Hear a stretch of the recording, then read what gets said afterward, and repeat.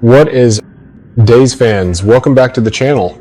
Grab your coffee, your tea, or maybe something a little stronger, because we need to talk. Are you ready for the absolute madness coming our way? Because I just got my hands on the inside scoop for Wednesday. April 1. And let me tell you, heads are gonna roll. Seriously. Wednesday. April 1 is not an April Fool's joke. There are no pranks here today, folks. Just pure, unadulterated, scorched earth Salem drama. If you thought the fallout from the whole dietary supplement versus antipsychotic meds disaster was over, you are dead wrong. Wednesday, April 1, is about to deliver one of the most satisfying smackdowns of the year. Let's dive into it. Kristen DiMera, the queen reclaims her throne. Let's be real for a second.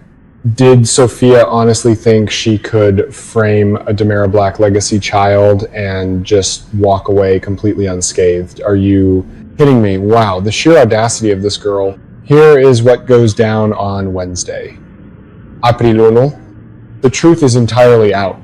Sophia is exposed as the actual culprit who drugged Holly, which means the damage to Rachel has already been done. Think about how massive this is. Marlena, the great Dr. Marlena Evans, literally took the stand in a court of law and testified that her own granddaughter was mentally unwell and needed to be institutionalized. Can you believe it? Marlena threw Rachel under the bus based on Sophia's little stunt. But here's the kicker. Kristen DiMera finds out, and on Wednesday, April 1, Kristen absolutely goes off on Sophia. She schools her, she ruins her. Many fans out there are acting like Kristen is suddenly this protective mama bear. But I look at it differently. I don't think this is just about motherly love. Oh no, this is about territory. Kristen's psychology is so deeply twisted. In Kristen's mean, nobody is allowed to manipulate Rachel.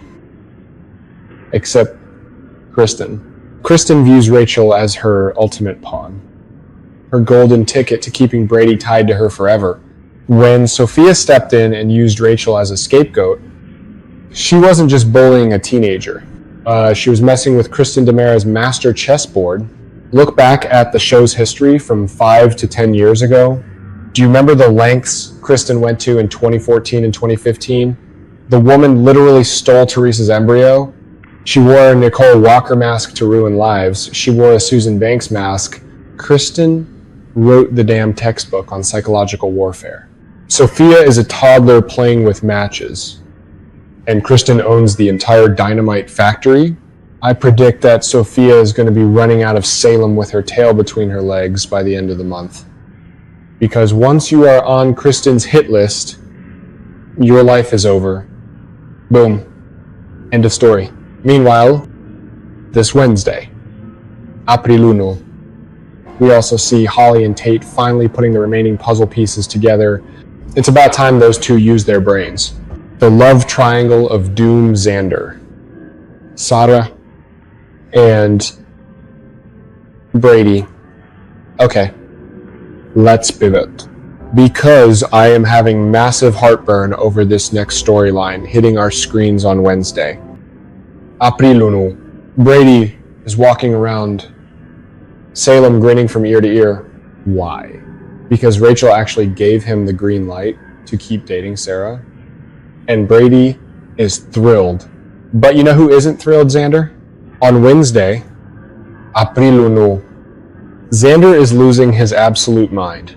And I have to be completely honest with you guys, I am 100% Team Xander on this one. I don't care what anyone says. Brady is so incredibly boring right now. What is Sarah even doing? Brady constantly needs to be saving a woman or crying over a woman. And he has zero edge. Xander, on the other hand, electric. But let's analyze Xander's incredibly toxic reaction here. We all know how Xander Cook operates. When Xander feels insecure, abandoned or uncomfortable, he doesn't just sit down and process his emotions like a normal adult. No, he decides to make everyone in a 50-mile radius just as miserable as he is. He is going to be antagonizing Brady and Sarah nonstop on Wednesday. April. Oh no. It's heartbreaking if you really think about it. Look back at Xander and Sarah's history about 5 or 6 years ago. Remember when Xander was reading to baby Mickey? Remember the absolute devastation when the baby swap was revealed? Xander does terrible things.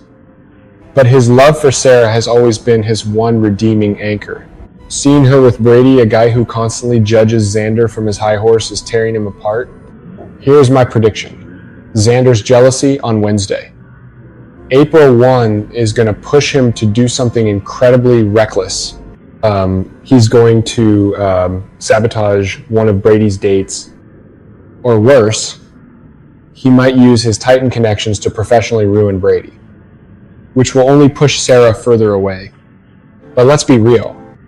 Xander and Sarah are in game.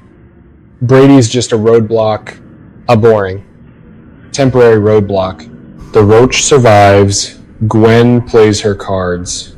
And finally, we have to talk about the rats in the DiMera mansion. This Wednesday, April 1, Leo is doing what Leo does best. Running his mouth. He is just babbling away about Dimitri, completely oblivious to who is listening. And who is listening, Gwen? Gwen is the ultimate survivor. She is like a cockroach in a nuclear apocalypse. She will outlive us all. Remember her ruthless rivalry with Abigail years ago. Remember how she manipulated her way into the Devereaux family. Gwen knows that information is currency in Salem. She also knows that she needs to stay on E.J. DiMera's good side if she wants to keep living the high life and rolling in dough. So what does she do on Wednesday? April 1, she takes everything Leo accidentally spilled about Dimitri and marches straight to E.J. She tattles. This is a brilliant, albeit slimy, move. E.J. is a control freak who is currently fighting for dominance. If Gwen hands EJ the exact ammunition he needs to neutralize Dimitri, EJ will owe her. But you guys, this is going to backfire spectacularly. Dimitri is a wild card. When he finds out Gwen betrayed him to EJ, oh man, the bloodbath is going to be legendary. I theorize that Leo is going to be caught right in the middle, and Gwen might just lose the one actual friend she has left in